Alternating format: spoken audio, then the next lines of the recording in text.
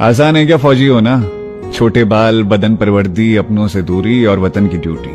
हिम्मत चाहिए भाई अंदर फौज में भर्ती होने के लिए। कभी कोई आर्मी वाला दिखे ना तो उसे सलाम जरूर कीजिएगा, क्योंकि तुम और मैं अगर चैन से बैठे हुए हैं ना तो इसके पीछे की वजह वो आर्मी की वर्दी वाला है। सारे आर्मी वालों को सलाम।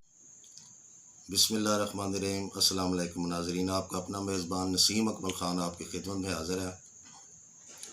अल्हम्दुलिल्लाह कि मैं एक आज़ाद मुल्क में पैदा हुआ हूँ। मैं एक पाकिस्तानी शहरी हूँ और मैं नहायत अफसोस के साथ आज चंद बातें करूँगा उन लोगों के, उन सियासतदानों के बारे में कि जो हमारे आर्मी के बारे में ऐसी बातें करते हैं। सबसे पहले उन्हें ये सोचना चाहिए कि किस मौके पर जब भी इस मुल्क में कोई आफत आई है, कोई मुसीबत आई है, कोई मुश्किल आई है, सबसे पहले आर्मी वहाँ पहुँची है। चाहे वो दहशत गर्दी है, वहाँ पर आर्मी ने यहाँ पर अपने सीनों पर गोलियाँ खाई हैं। किसके लिए खाई हैं? इस मुल्क के लिए खाई हैं, हमारे लिए खाई हैं, अपनी आवाम के लिए खाई हैं। जब भी कोई सैलाब आता है, ज़लज़ले आते हैं, तो रात दिन हमारी आर्मी न दिन देखती है, न रात देखती है, ना अपनी सेहत देखती है, ना अपनी जान देखती है। अपने अवाम के लिए अपनी जान तक देते हैं और हर मुश्किल घड़ी में सबसे आगे होते हैं। सियासतदान भी, कोई भी सियासतदान वो बाद में पहुंचता है, गवर्नमेंट भी बाद में पहुंचती है, सबसे पहले आर्मी हमारी पहुंचती है। आज तक किस सियासतदान ने दहशत गर्दी में जाकर बंदूक पकड़ कर सीने पर गोली खाई है? पहले मुझे ये बताएं। किस सियासतदान ने रात को सरहदों पर जाकर इस मुल्क की हिफाजत की है? किसी ने की है?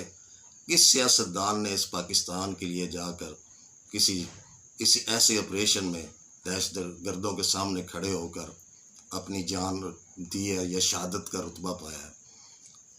हमारी आर्मी के बारे में जब ऐसी बात की जाती है, कम अज़ कम हमारे सियासतदानों को ये सोचना चाहिए कि इसका मैसेज पूरी दुनिया में क्या जाता है। आज मैं एक न्यूज़ देख रहा था यूट्यूब पे कि हमारा हमसाया मुल्क, वो हमारे सियासतदानों के बयानों से हमारे मुल्क की आर्मी का मजाक उड़ा रहे थे, हमारा मजाक उड़ा रहे थे, हमारी इस 22-24 करोड़ आवाम का मजाक उड़ा रहे थे।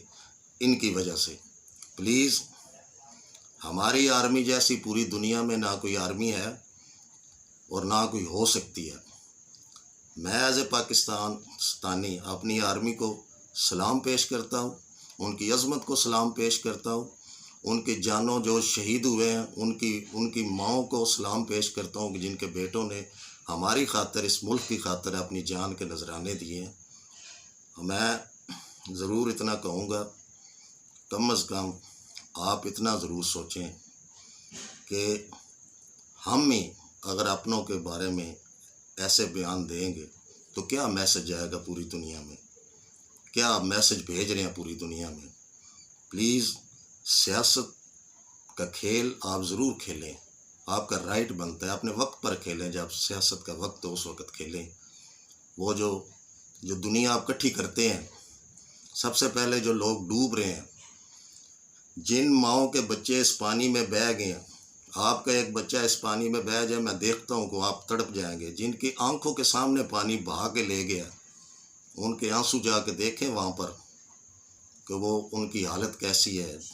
जिनके कई जगह ऐसी हैं जहाँ पर अभी तक ना हमारी गवर्नमेंट पहुँच सकी है, वहाँ तक ऐसे इलाके हैं क्योंकि पानी बहुत ज़्यादा है, वो लोग कैसे गुजार रहे हैं। ये जो जत्थे हम इकट्ठे करते हैं हमारे सियासतदान, इनको चाहिए कि ये जत्थे लेकर वहाँ जाएं और हाथ बढ़ाएं उनका, क्योंकि ये सब मिलकर जब जाएंगे, जो 20 दिन का काम होगा वो 10 दिन में हो जाएगा।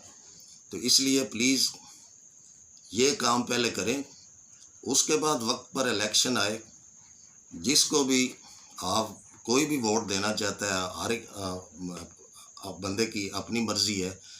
हर एक लीडर उसका पसंदीदा लीडर होता है। जैसे मेरा कोई पसंदीदा लीडर होगा, सबसे पहले तो मैं बहुत माजरत के साथ ये कहूँगा कि मैंने 2018 को पीटीआई को वोट दिया था, जिससे आज मैं शर्मिंदा हूँ।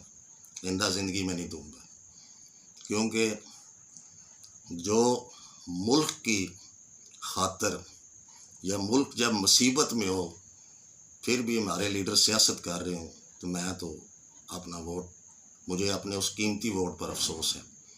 और इसके साथ ही میں آپ سے اجازت چاہتا ہوں. پاک فوج زندہ باد، پاکستان پرندہ باد. ہمیشہ خوش رہیں، دوسروں کو بھی خوش رکھے اور ہمیں بھی دعاؤں میں یاد رکھے. اللہ حافظ.